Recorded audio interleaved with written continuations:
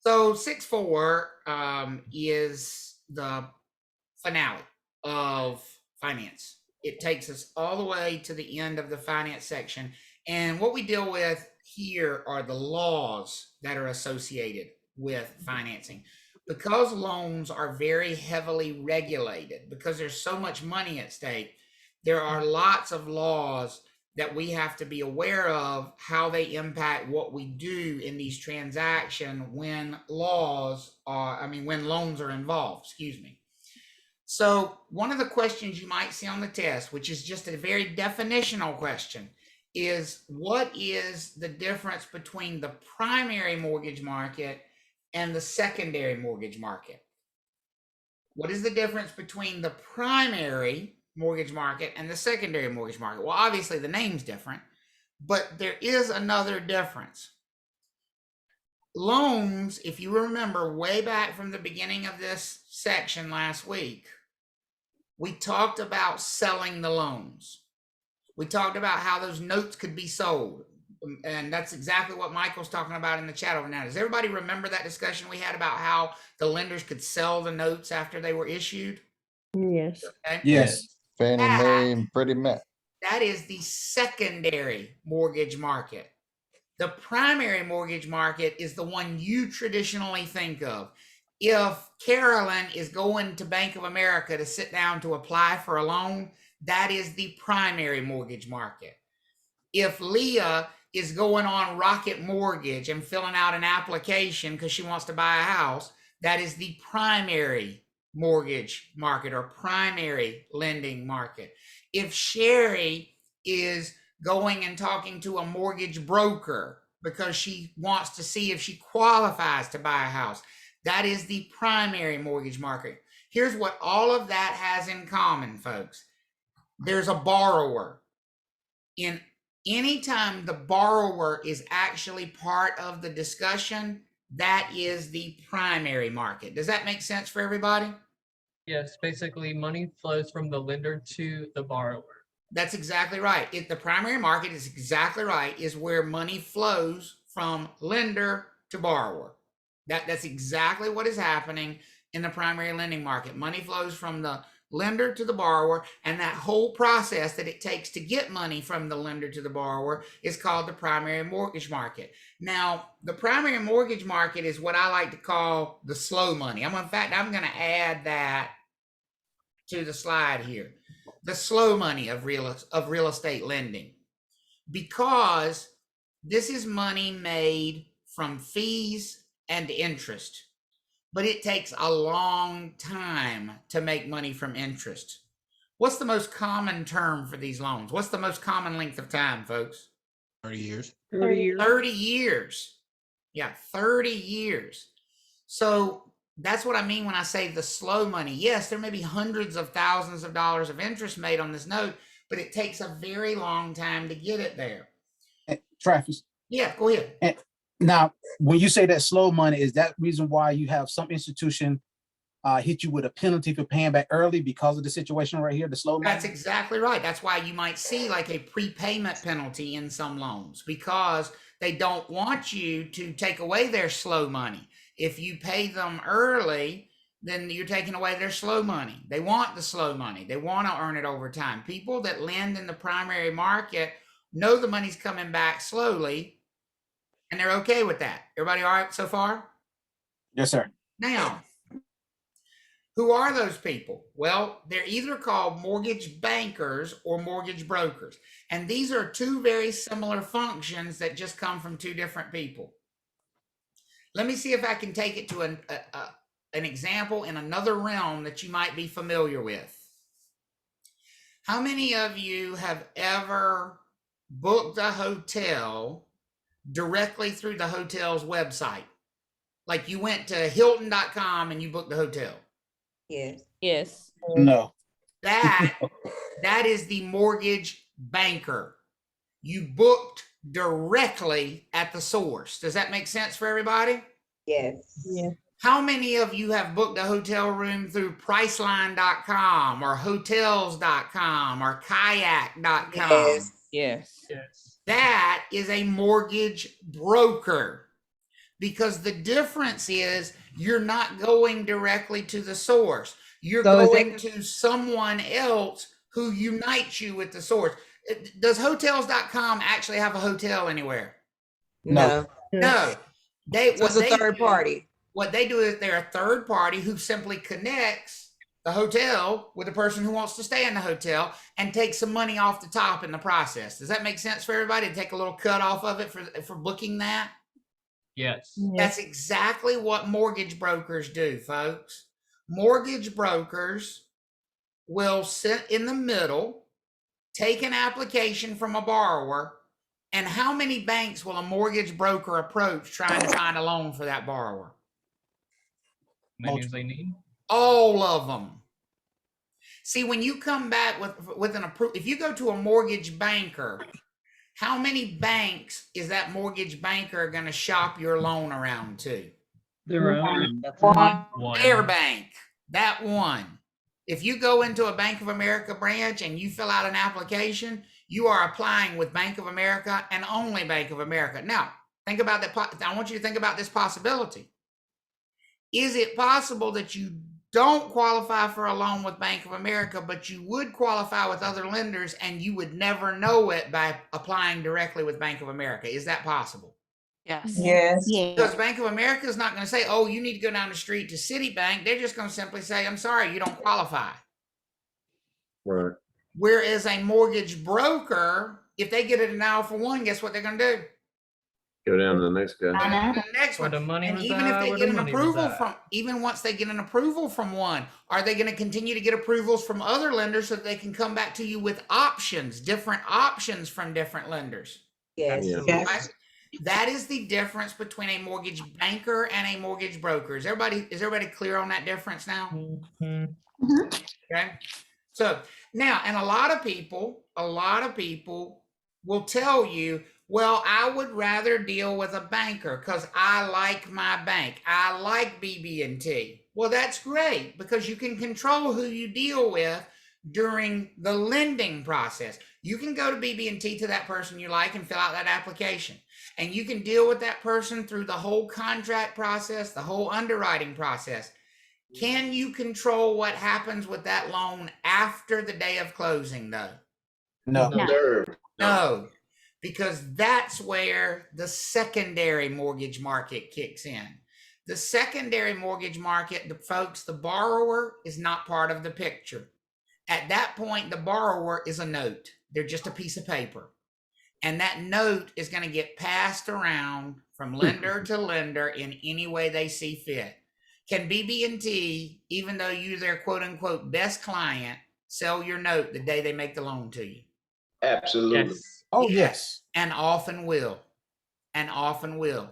And the borrower has no control over that. The secondary market is where these loans are sold from one investment institution to another, and often from people who have the capability of making loans to people who don't have the capability of making loans but have a lot of money. So now, this is not the way it works, but I'm just going to, it's an analogy I think you'll understand. Could Bill Gates afford to buy some mortgages if he wanted to invest in mortgages? If he thought mortgages were a good return and going to get a good return on his money, could he afford to lend out money? Yes. Yes. Do you envision Bill Gates sitting down at a desk and interviewing borrowers and filling out loan applications? No. No. So if Bill Gates wants to get in the mortgage business, he is not going to ever deal with borrowers. Here's what he's going to do. He's going to go to all the banks and say, aren't you already making these loans? Good. I'll buy them from you. Because what I want is the long-term investment. And what you want is to make some money right now. Because here's the good news. If I buy that loan, if I buy that note from you today, you get all your money back plus a little profit, and you can go make more loans with that same money tomorrow. Does that make sense for you all? Yes. That is the secondary lending market. It's where these notes are being sold among investors. The big players that you might see on the test, now this is a very simplified version of things, But the big players that you might see on the test in the secondary mortgage market are the Federal National Mortgage Association and the Government National Mortgage Association. Fannie Mae is a private company. It is for profit. You can buy stock in Fannie Mae. As a matter of fact, if you have a 401k, if you have a Roth IRA, if you have a retirement account, if you have a pension account somewhere, I 100% guarantee you already own stock in Fannie Mae. Because one of the major places that retirement income gets invested is in Fannie Mae stock. If you have a life insurance policy, guess what your life insurer is using your premiums to do? They're buying what with it? Fannie Mae stock. Stock in Fannie Mae. And then what does Fannie Mae in turn around and do with all that money that those investors throw into their stock? What do they do with that money? Buy loans from the Ball bank. it back out. They buy loans. And folks, when I say they buy loans, I don't mean they buy one or two at a time. They buy them by the tens of thousands every day. Shit is crazy. They go to Bank of America and they say, how many loans did you make today? 25,000 loans? We want all of them. As long as they are conventional. Because since Fannie Mae is private and for profit, they don't want the garbage. Does that make sense for everybody? They don't want the risky loans. They want the cream of the crop borrowers. Does it make sense that they would be more interested in buying loans that are made to the highest qualified borrowers? Is everybody with me on that? Yes. Because those are the ones that are least likely to default. Is everybody good so far? Yes. That leaves a whole lot of loans out there, like FHA loans, USDA loans, VA loans, that Fannie Mae will not purchase. Is everybody good with me on that? Because they're too what? Risky. Too risky. People didn't put enough money down. People got bad credit. Too risky. I wonder why we call them government-backed loans, folks. Guess who the Government National Mortgage Association is?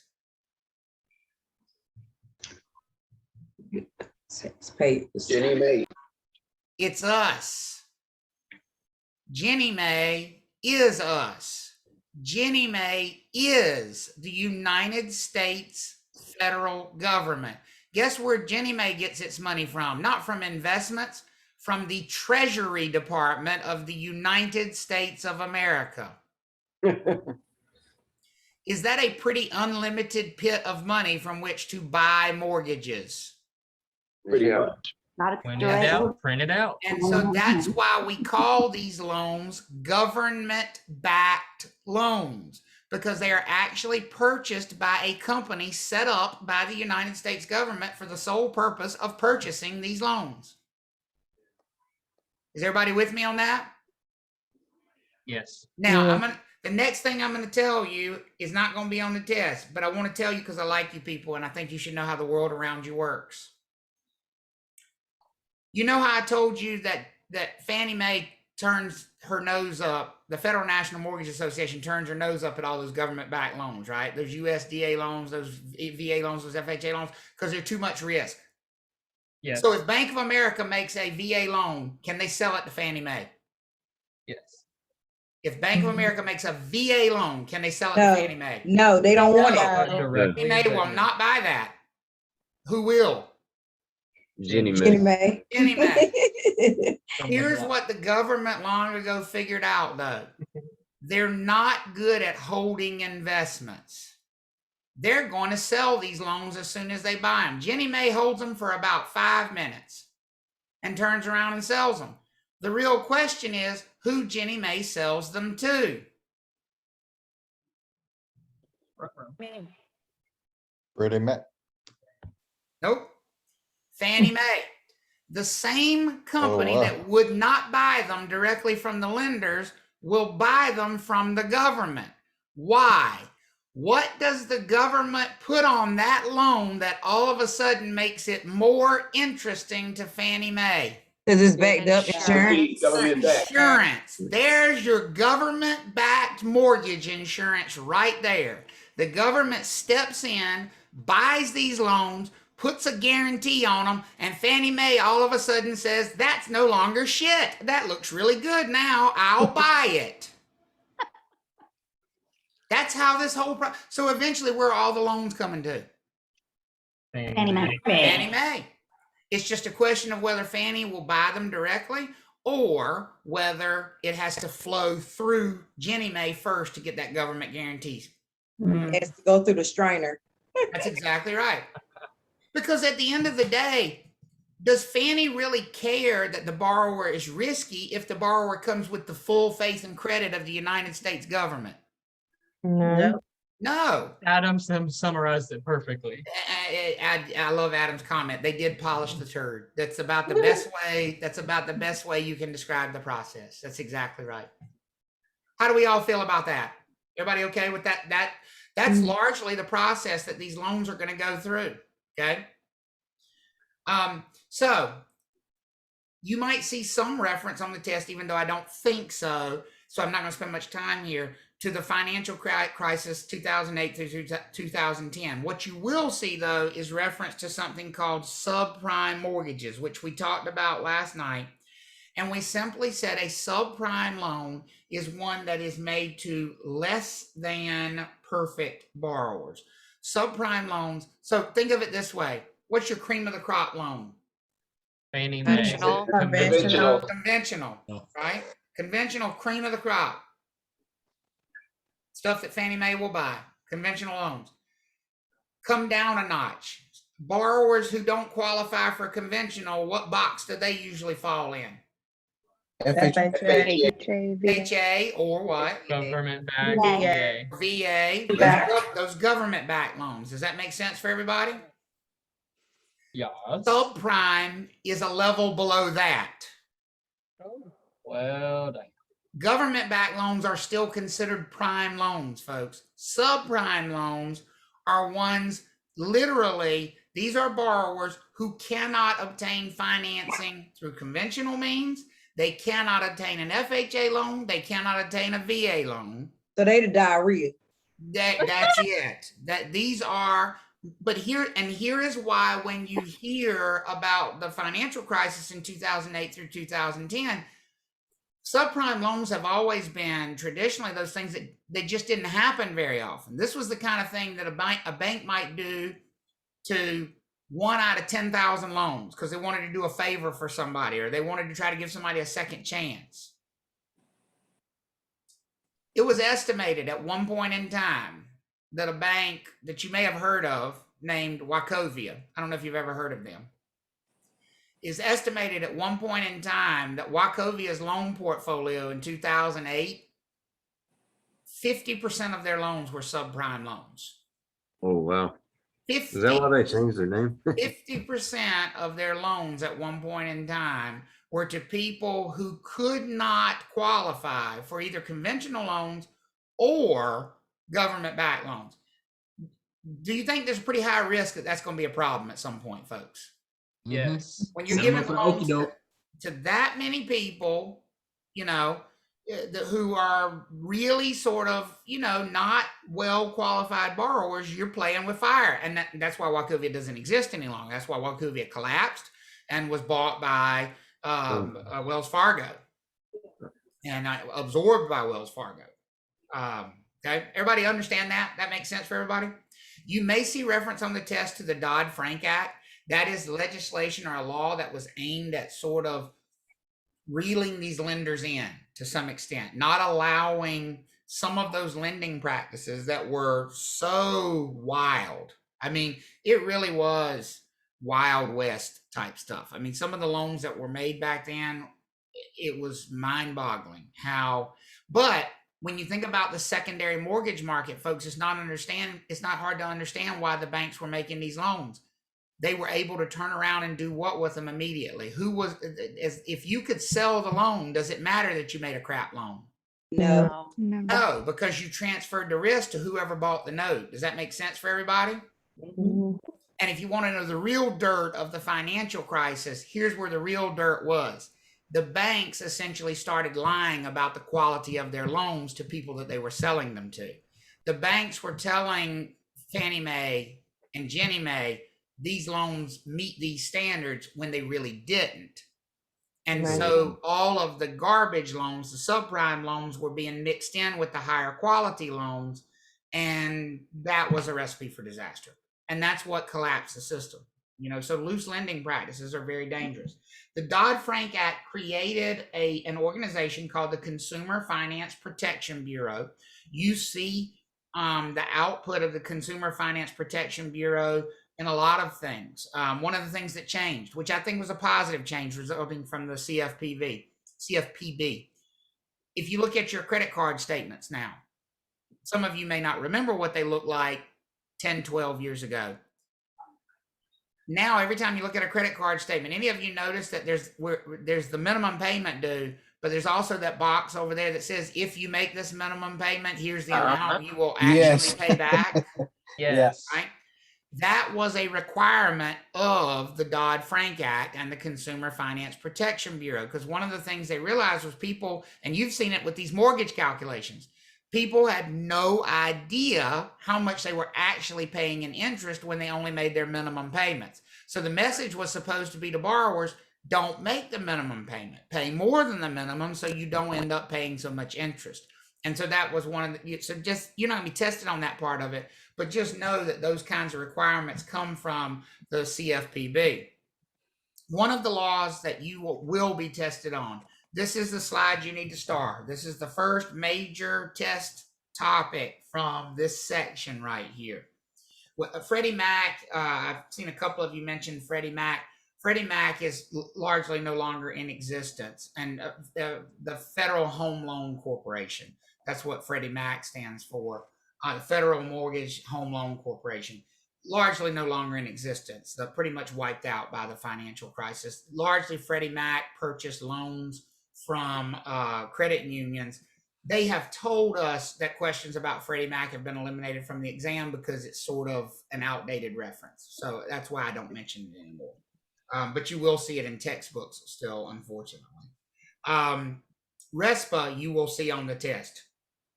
Very much sure you will see Respa. Respa is part of the Truth in Lending Act, and Respa stands for the Real Estate Settlement. So let's talk about that word right there, settlement. That's another word for what?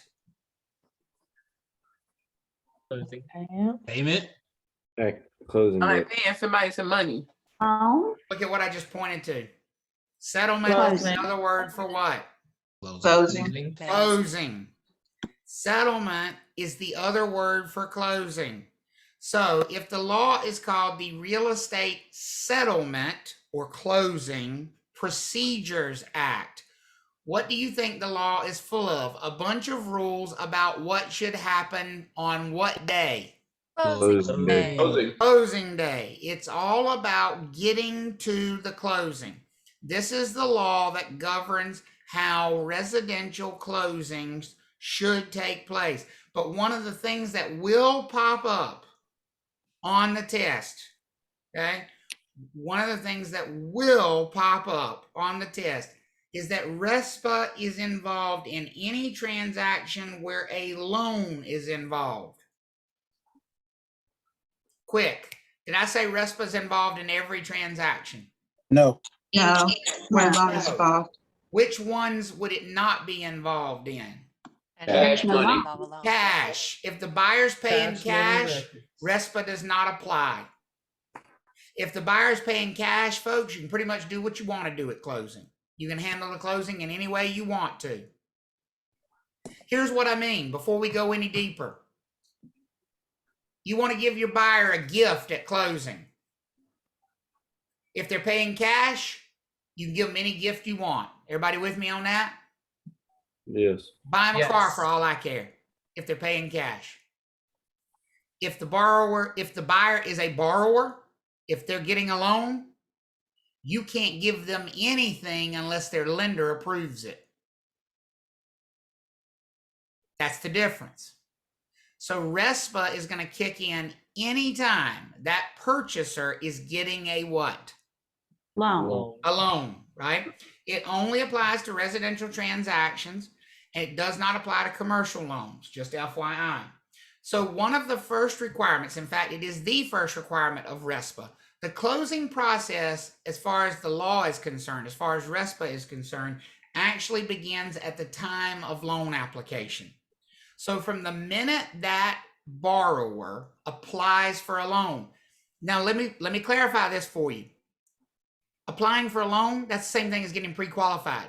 When we talk about, oh, you need to be pre-qualified before you buy a house, guess what pre-qualification is? You are filling out a loan application, folks. Okay, so that happens long before the buyer finds a property, long before they make an offer, and way long before they go to closing. Has everybody got the timing in your head? We are talking months probably before an actual closing date here for a lot of these buyers. Yes. So from the time they fill out that application with that lender, and this applies to every lender. So if they fill out 6 applications, is this rule going to apply all 6 times? Yes. Yes. It's not one and done. So from the time that buyer fills out a loan application with that lender, Respa says within 3 banking days after that application is filled out, that buyer has to get this document right here called a loan estimate. Okay? The loan estimate has to be delivered to that buyer no later than 3 banking days after loan application. Oops, back up there. I didn't mean to do that. Now, I know it's small here on your screen and it's not meant for you to really be able to read it, but there are lots of pieces of information on these loan estimates here. It estimates everything from monthly payment to interest rate to how many payments the person will make to how much they need to bring to closing in cash, what their closing costs are going to be. Discount points would be estimated on here. Origination fees would be estimated on here. The whole idea of an estimate is to tell the borrower, if you go with our loan, this is what it will cost you at closing. But wait, there's more. That's the idea of a loan estimate. So Kateria said she didn't get this until she found her property. I hope that's not true, Kateria. I hope what you got was a second one when you found your property. So let me be clear about this. Think of it like an estimate if you took your car into the shop. You take your car into the shop, they give you an estimate. If something changes, would you expect them to give you another estimate and give you an update on the estimate along the way if you were getting your car fixed? Yes. Same thing is true with the loan. Remember, a lot of times when somebody's applying for these loans, they haven't found a property. Is it going to be hard to estimate all these charges when we don't even know a price yet? Yes. Yes. But once somebody finds a property, will we probably have to reissue a new loan estimate? Mm-hmm. Yep. So the same buyer could end up getting several of these along the way. So hopefully you get one within the first 3 days after loan application, and then you would get another one every time along the way. If interest rates change, would the lender need to give you a new loan estimate? Yes. Because that's going to change your payment. That's going to change all those things. That would need to change for sure. Are we all good on the idea of a loan estimate? The other nice thing about it, Respa requires every lender to use the exact same form. They cannot have their own little specific forms. Here's why that is.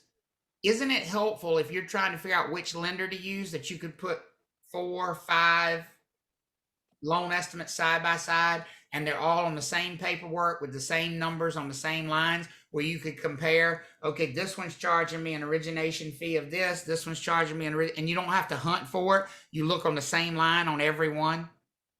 It's made for the borrower to shop it around. That's why they've standardized this process. I always think, yes, go ahead. But by doing that real estate settlement, this act right here, and doing all these loans, isn't that dinging your credit every time it's being pulled? I love when Good you set me question. up for exactly what I was going to say next. I love when the question sets me up. No, 1,000 times no. The federal government has, under Respa, given you a window of time to shop your loan around. You actually have 30 days from the time you apply for a residential mortgage to apply as many times as you want. You can apply for 100 mortgage loans as long as you do it within what period of time? 30 days. 30 30 days. days, and your credit will only get touched once. Shows as one credit pull. That's federal law. That's federal law. And think about it. How huge is that for borrowers so that they can shop it around, right? Isn't that huge where they can go and apply for 10 different loans and not feel like they're ruining their credit by doing that?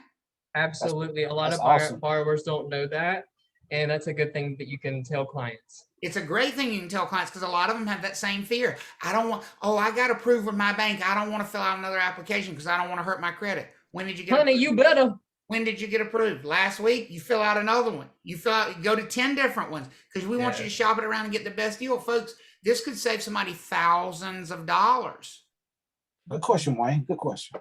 Great question. Great question. Now, Travis, what if agent wants to it's probably a little late for that question, but what if a agent wants to rebate their client some of their commission? Well, it's not too late for it. We're actually leading into it. We haven't quite gotten there yet. But if an agent does want to rebate some of their commission, we're going to talk about how you would have to handle that at closing, which is to get permission from the lender for that. You would need to get permission from the lender to do that if there is a lender. Remember, if it's cash, you don't need permission because the Respa doesn't apply if it's a cash transaction. So again, the whole purpose of the loan estimate is to allow the borrowers to apply for multiple loans. Now, if you look at this fast, it looks like I've given you the same slide twice. It's not though. Billy Joe said she's beginning to question her choice in agent. And yes, Obiama, it is the same for refinancing. Same rules apply for refinancing for the most part here. Anything material here really is the same. This is not the same slide as the loan estimate.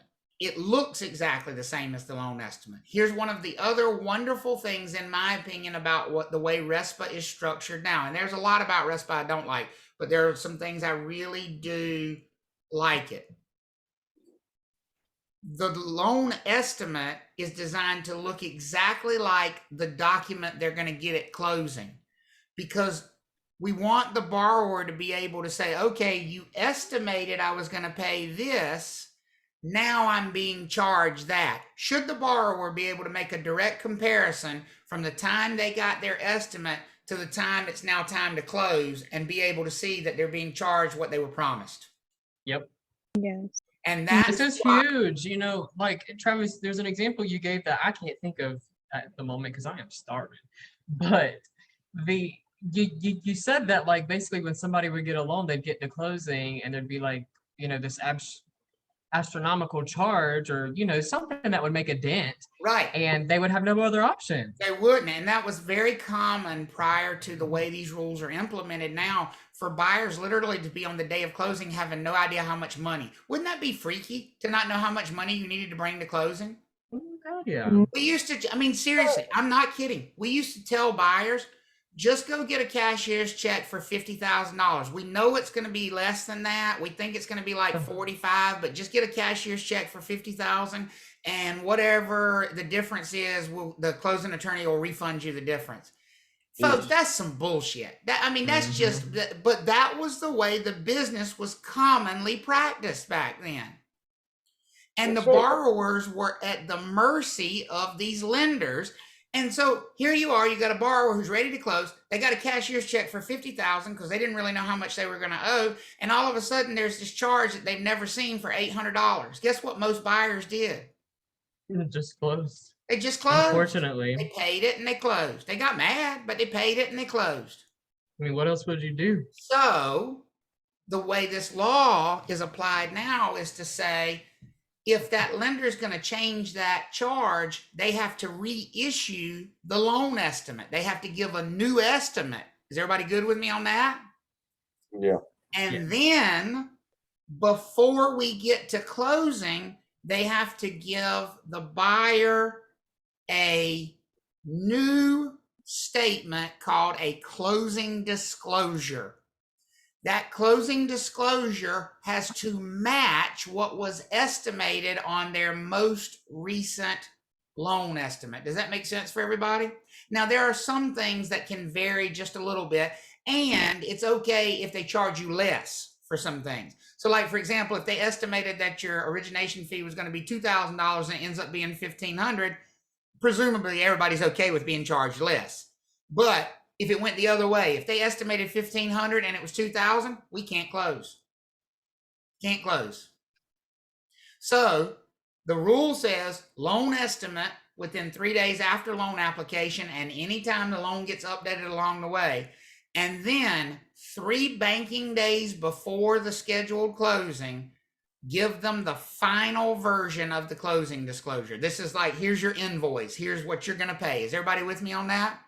Yes. And that tells that buyer to the dollar, what they're going to the penny, what they're going to need to bring to closing. And it should. And they know it 3 banking days. So let's use let's talk about closing. Let's say we are scheduled to close a transaction next Monday. Everybody with me? Yes. Next Monday. We do not have yet the closing disclosure. My question is, can we close? No. No, What y'all think? no. You don't No, have to could you- banking day. We can't, because there's not 3 banking days between now and Monday, right? Right.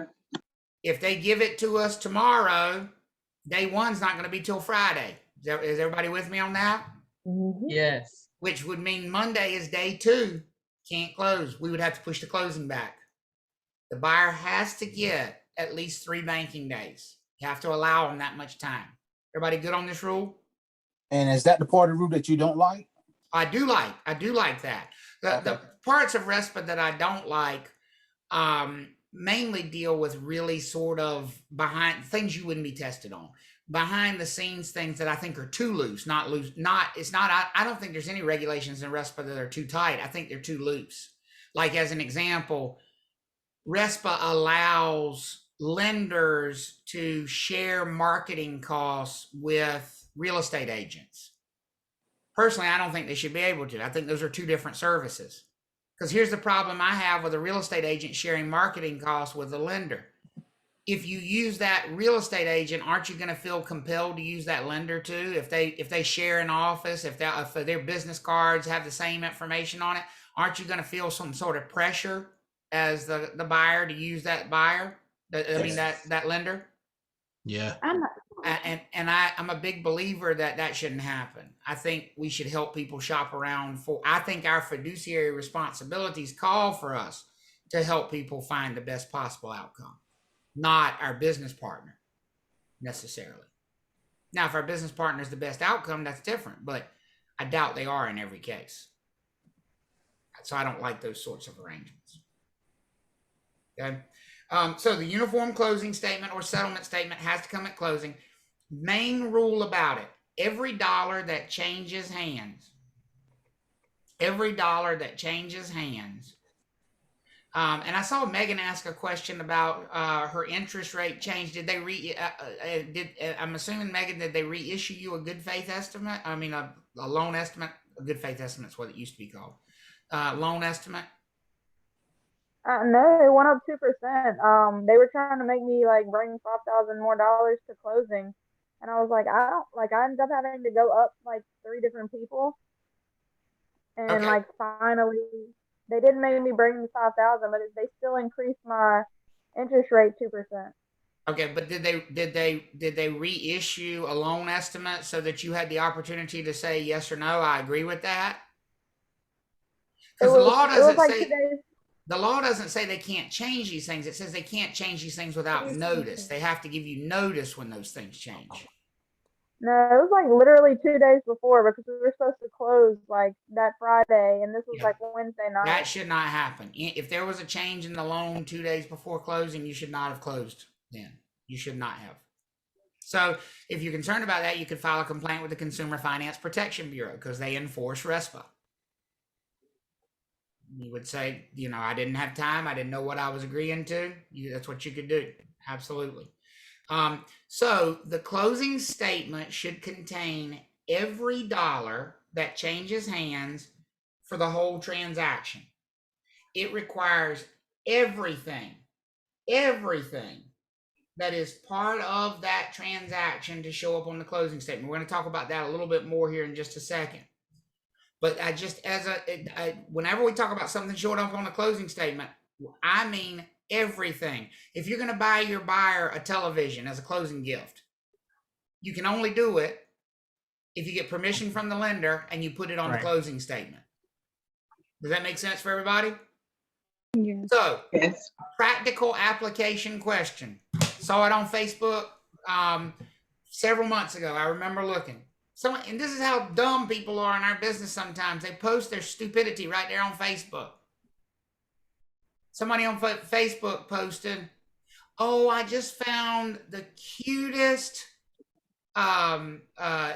what the heck was this thing? I'm trying to think how to describe it to you. It was like a hutch cabinet, entry hall, you know, shoe closet organizer thing on like one of these furniture sites. Just found the cutest thing on, I think it was overstock.com for my buyers. I had been trying to look for the perfect closing gift for them, and I finally found it. And they put a link to it right there. And the thing was like $240. But the transaction closed like 2 months ago because I've been looking for 2 months since they closed trying to find them something for closing. Folks, that's a felony. That is literally felony loan fraud. There's nothing wrong with buying them a hutch. But if you're going to do it, you got to do it before what happens? Before closing, because you have to get permission from the lender and you have to put the charge on the closing statement so that there is a record that the lender agreed that that could happen. Does that make sense for everybody? Sometimes it pays to be stingy. Right? Yeah, that's right. This is the one time it pays to be stingy because you're not breaking any federal laws because of it. That's good. One thing you will certainly see on the test is a question, probably one exactly, but it's a question you will see for sure about Regulation Z of the Truth in Lending Act. Respa is Regulation X of the Truth in Lending Act. We don't talk about Regulation Y. Honestly, I don't even know what Regulation Y is, but I know what Regulation X is. That's Respa.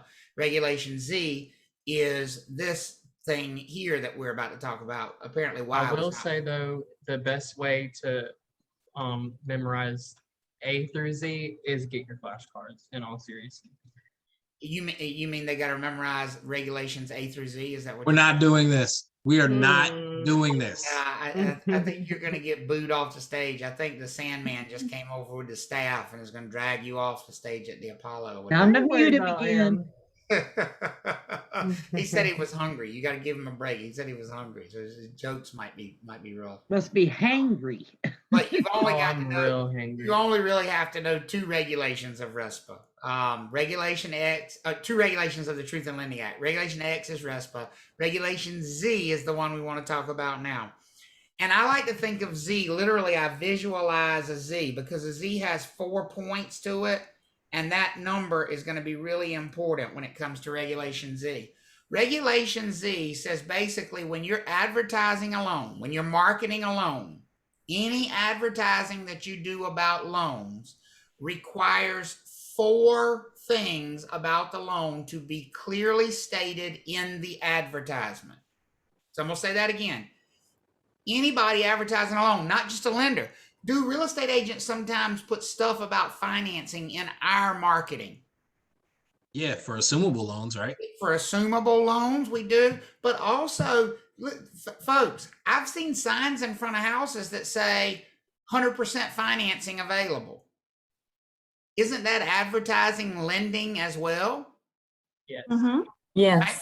If you put it there, that's an advertisement, not just for the property, but for the lending as well. So we have to be aware of this law because sometimes our advertising, sometimes our marketing strays into the lending side of things. Doesn't mean we're advertising trying to be the lender. It just means our marketing has strayed into lending. Marissa, you had a question? Yes. So would advertising also be, I believe when we were looking, it said something like all closing costs will be covered if you go with our preferred lender. So I'm going to answer your question with one word because the explanation's coming up. How about that? Fair enough? Yes. Here's the one word answer. No, that would not be considered advertising financing. Okay. But I'm going to explain to you why, because it sure sounds like it should be, doesn't it? Yeah. Yeah. So I'm going to explain to you why it's coming up here, but I want to talk about the 4 things that would have to be disclosed if it was an advertisement for lending. Okay. The 4 things that have to be disclosed if we're advertising lending are and you need to know these 4 things. The annual percentage rate of the loan. That's different than the interest rate. The APR is slightly different than the interest rate. The APR rolls all those fees into it. So like as an APR is always higher than the interest rate. So like as an example, somebody might have a 4% interest rate, but their APR be 4.025%. Because what they've done is with the APRs, they've factored in all of the closing costs. That way it's like a quick and dirty comparison. So what's the best way if a borrower was trying to say which loan is the best deal, couldn't they just compare APRs on all of them and not look at all the rest of the numbers? Because APR takes all those numbers into account. Does that make sense for everybody? Yeah, APR would be a more accurate reflection of what they're actually paying, right? That's exactly right. That's exactly right. Because you could have 2 loans. Picture. You could have 2 loans issued at 4% interest, but the APR be very different because one of them has $10,000 in closing costs and one of them has $2,000 in closing costs. But the APR would reflect that difference even if the interest rate didn't. Does that make sense for everybody? Okay. So the APR is always going to be slightly higher. And Kateria is right. It's probably going to be in small print somewhere. We never said it had to be big. At the end of the commercial. We just said, right. You know where you see this? Most of the time you don't see this in real estate as much as even though it applies to us. How many of you ever watch car commercials on TV? When they advertise sign and drive $199 and $299 a month and all that stuff, what is always at the end of that commercial? The dude talking real fast And real tiny on the screen, $3,000 down at the time of blah, blah, blah, blah, blah, and then $299 a month for 36 months and blah, blah, blah, blah, blah. That is to comply with Regulation Z of the Truth in Lending Act. Sign me up. Okay. That's how you stay in compliance with it. So the APR, the finance charges have to be disclosed if you're advertising a loan. The monthly payment amount. So literally you would have to disclose like the payment is $12.57 a month. So you might have to say like this 4.025% APR. Finance charges are $3,500 in finance charges. Payments are $1,257 a month, and the total amount financed would be $250,000. I just made that up. But that's the kind of information you would have to give about that loan if you were advertising a loan. Notice I keep saying if you were advertising a loan. Folks, that's what the test question is going to hinge on. The test question is not going to hinge on what you have to disclose. It's going to hinge on when you have to disclose it. Everybody with me so far? Yes. So the next step is what's going to be so important here. It says Regulation Z states that a loan is being advertised whenever a trigger term is being used. So don't use a trigger term unless you're willing to disclose.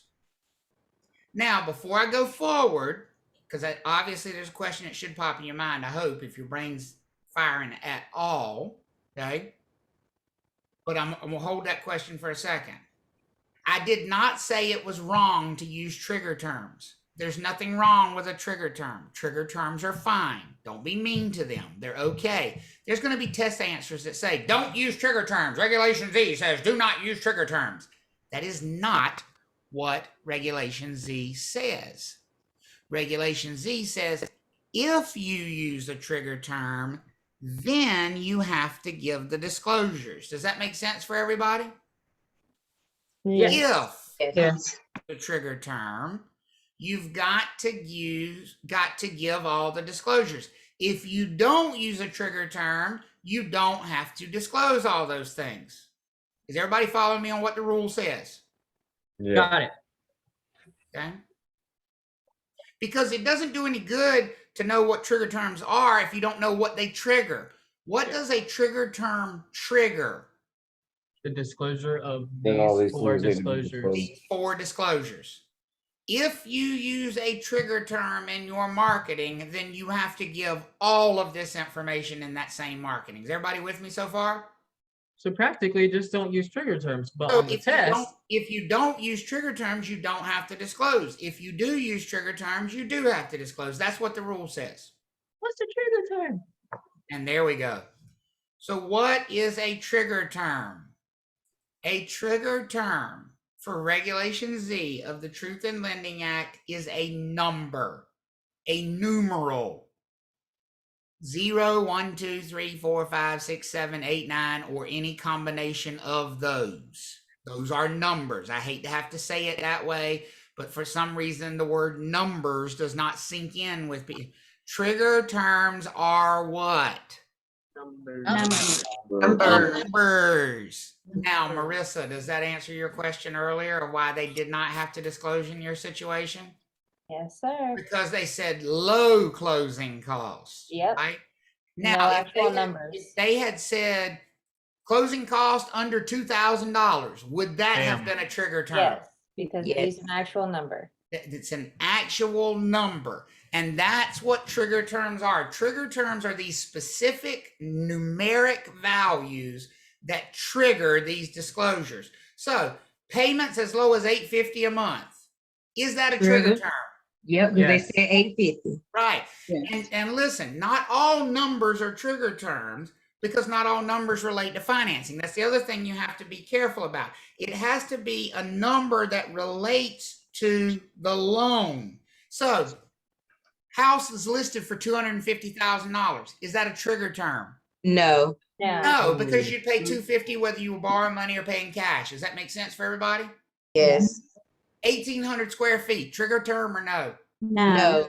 No, because it's 1,800 square feet whether they get a loan or pay cash. HOA dues from $55 a month, trigger term or no? Ooh, no. Oh. Yes. No. No. HOA dues you pay whether you pay cash or get a what? Loan. A loan. Property tax bill, $3,000 a year, trigger term or not? No. Trigger term. No, because you pay the property taxes whether you pay cash or get a loan. 0 down, trigger term or no? Trigger term. Trigger term, because the only way you pay 0 down is if you get a what? Loan. 5% interest rate available, trigger term or no? Trigger term. Yes, because you only pay interest if you get a what? Loan. Loan, and we used a number. Low down payments, trigger term or not?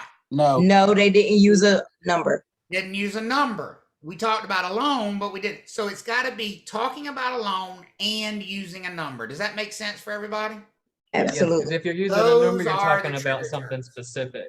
What if it relates to a time like 15-year loans or 30-year loans or something like So that? that would be numeric and would be loan related. So that would be a trigger term. Yes.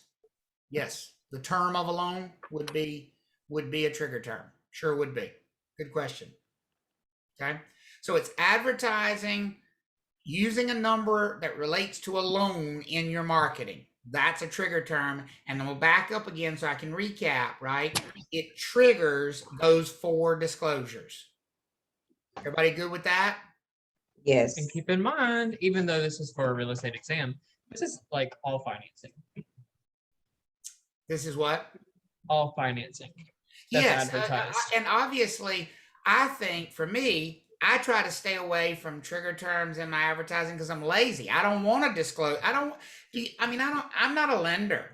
I don't know what your APR is going to be. I don't know what your finance charges are going to be. I don't know. I'm not a lender. So for me, since I don't want to disclose all those things, I just stay away from using trigger terms. But there's nothing wrong with using them as long as you've got the information to fully disclose.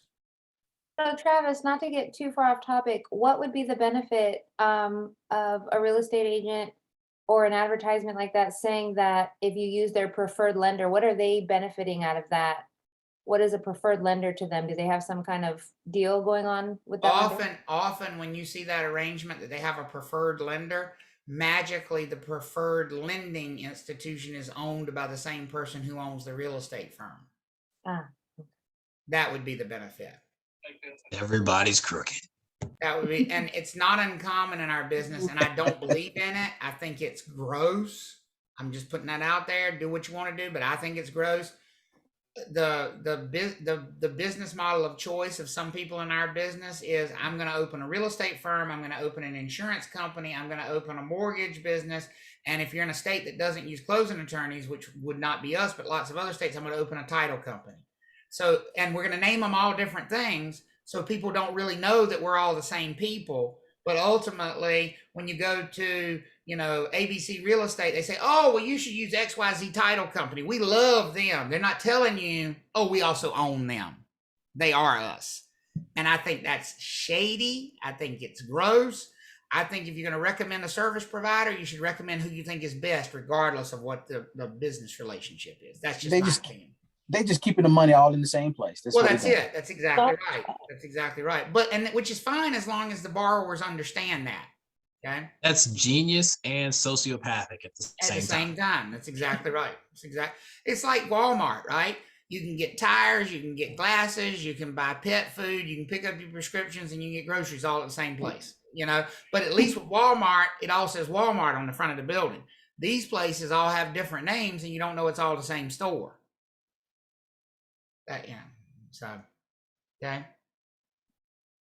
So Regulation Z, one thing I will tell you is kind of a trick question when it comes to Regulation Z. Any of those 4 disclosures, especially the APR by itself, is not a trigger term. So if you see a test question where it says, Travis has placed a real estate ad that says you can get a loan on this property for a 4.0275% APR, that's not a trigger term because it is one of the disclosures. Does that make sense for everybody? It's the disclosures themselves are not trigger terms. It's any other numbers trigger the disclosures, but the disclosures themselves are not trigger terms. Just be familiar with this acronym TRID. TRID is the disclosure forms that we use at closing. Again, just be familiar with it. I don't think you'll see any questions about it, but you might see it in questions, so don't freak out. I don't know what TRID is. These are just the forms that we use at closing. It stands for the TILA Respa Integrated Disclosures. TILA is the Truth in Lending Act. Respa is the Real Estate Settlement Procedures Act. Combine those 2 laws and you get TRID. These are the forms, the documents that the government's got an acronym for everything, right? And so these are the forms or documents that and the TRID forms are the forms, documents that we use at closings. But what you do need to know about TRID is that the closing disclosure must contain every dollar that changes hands as part of that transaction. And so I've given you some common examples right here. If you want to rebate money to a client, you can do that legally as far as being a real estate agent. But if they're getting a loan, who do you need to get permission from? Lender. The lender. Put it on a closing statement, get permission from the lender.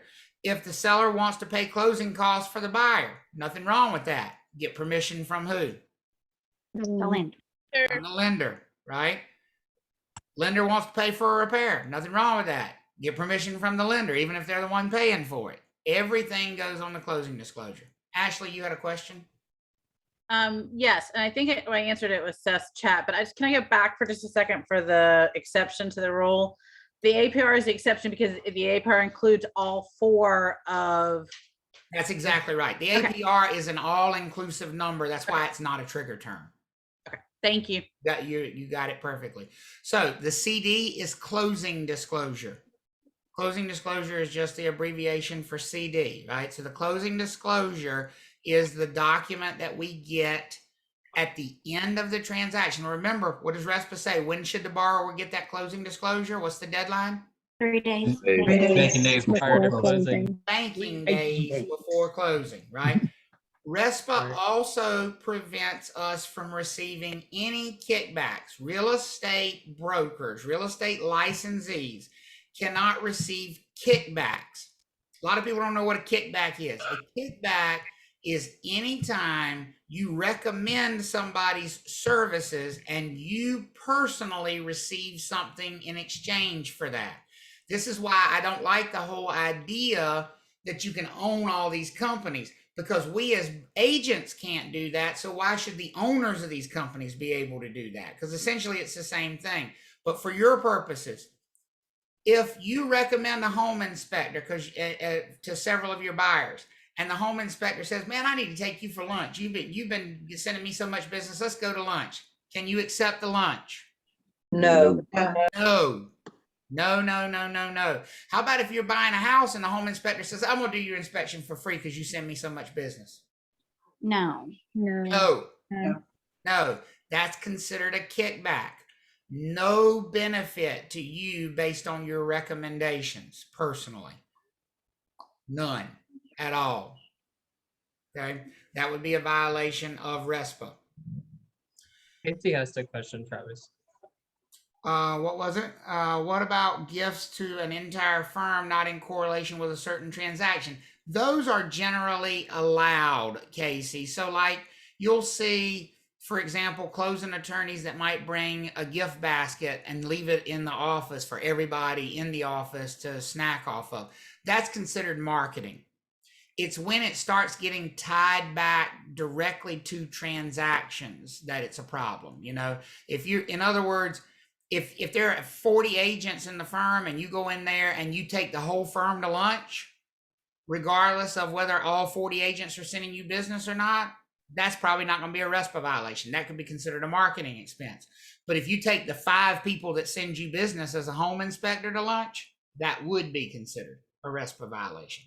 So kind of going along on Michael's question, he said, what if an agent buys an inspector lunch or something like that? Just curious.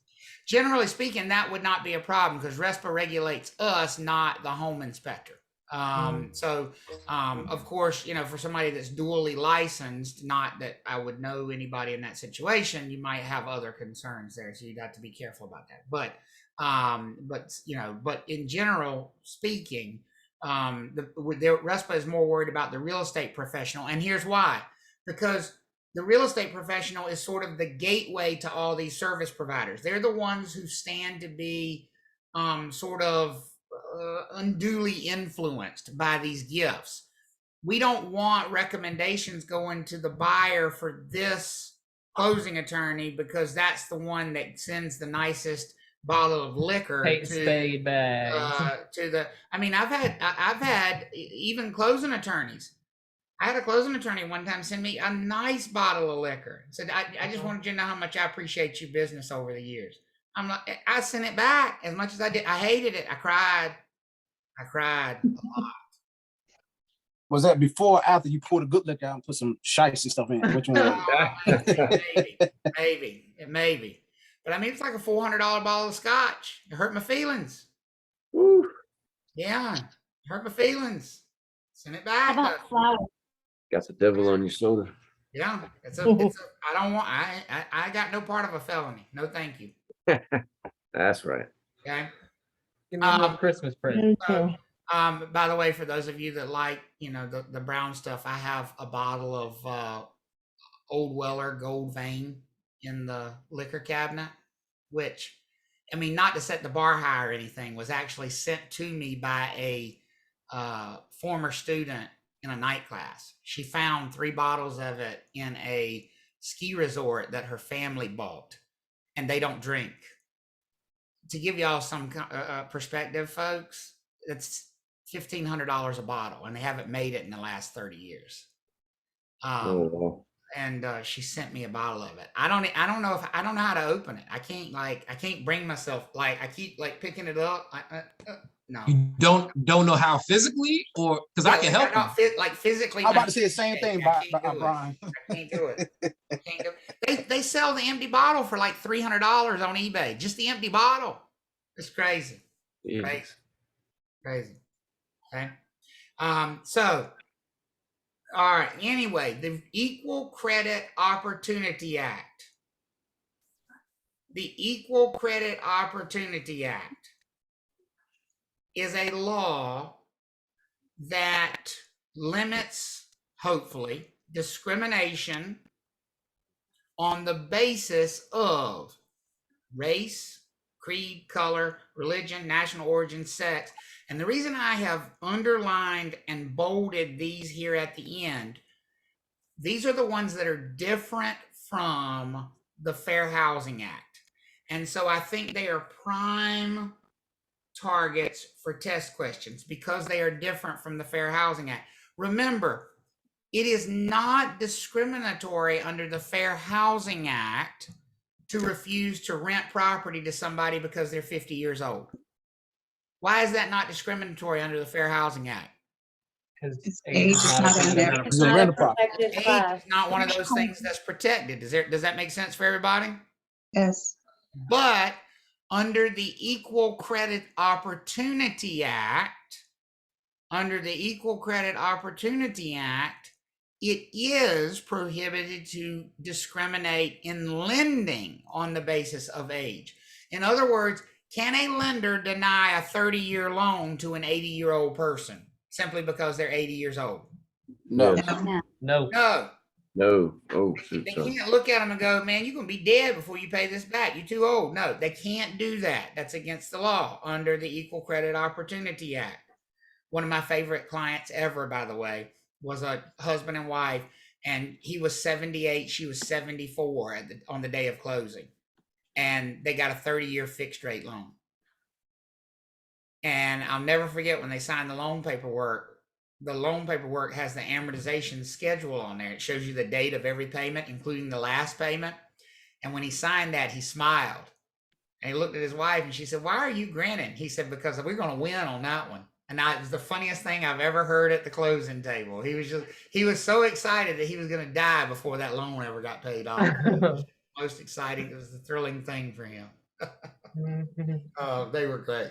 But we cannot discriminate in lending, which only applies to lenders, on the basis of all those same things as fair housing, plus marital status, age, or dependence on public assistance.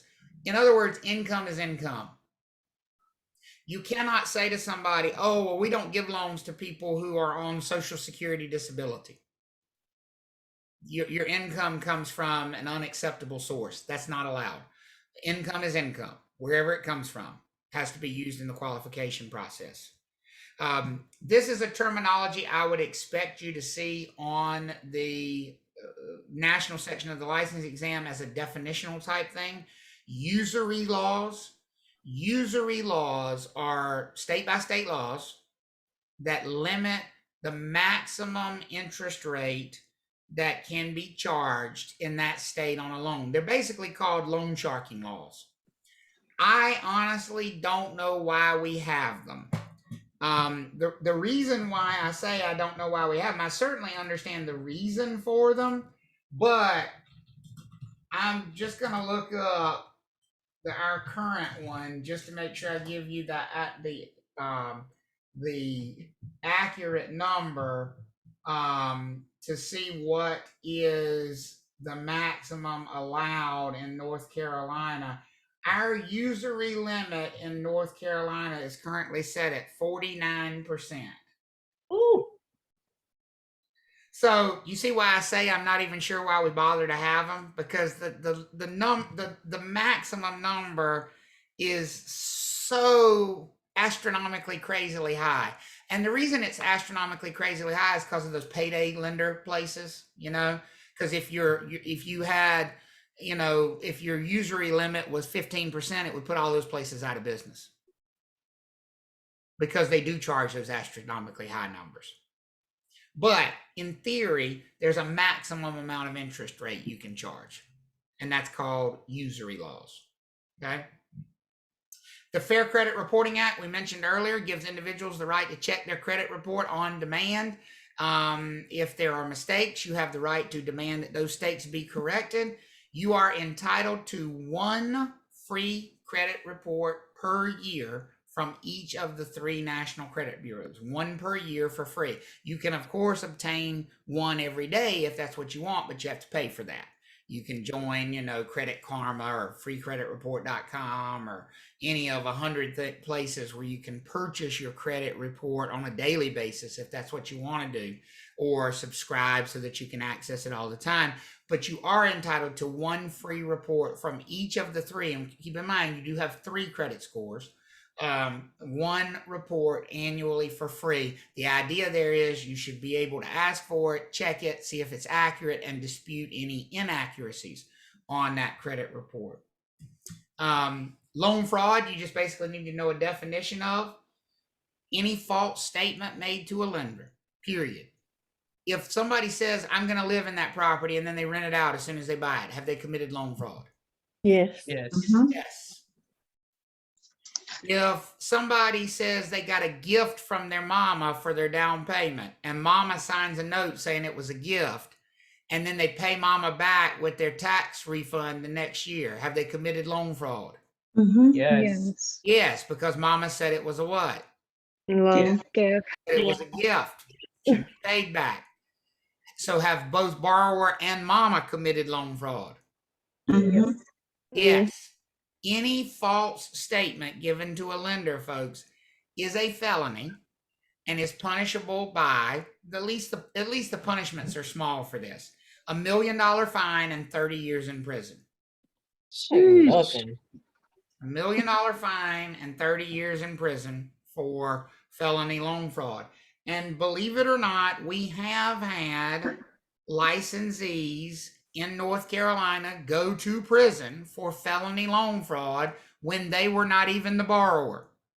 If you ever want to take a look up a young lady by the name of Holly Pasut, who's from Charlotte, and she spent a grand total of about 7.5 years in federal prison. Holy moly. As a real estate broker in Charlotte.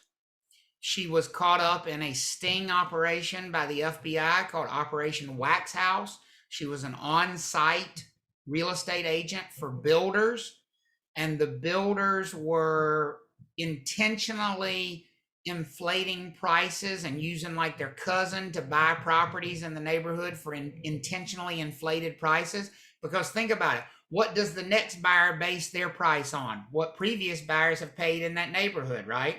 Right. So the builders would come in, they would start building these neighborhoods, the first 5 or 6 houses in the neighborhood. There you go. There's Forbes.com article about it. The builder would come in, have their cousins in Ohio pay cash, way over inflated prices for the first 3 or 4 houses in the neighborhood. And then they would use that pricing to establish a new higher price to sell to the public too. Does that make sense for everybody? Yes. And because people were borrowing the money to do that, the federal government stepped in, and her role was she was the on-site agent. She was literally showing the houses, and she went to prison. But she knew about it.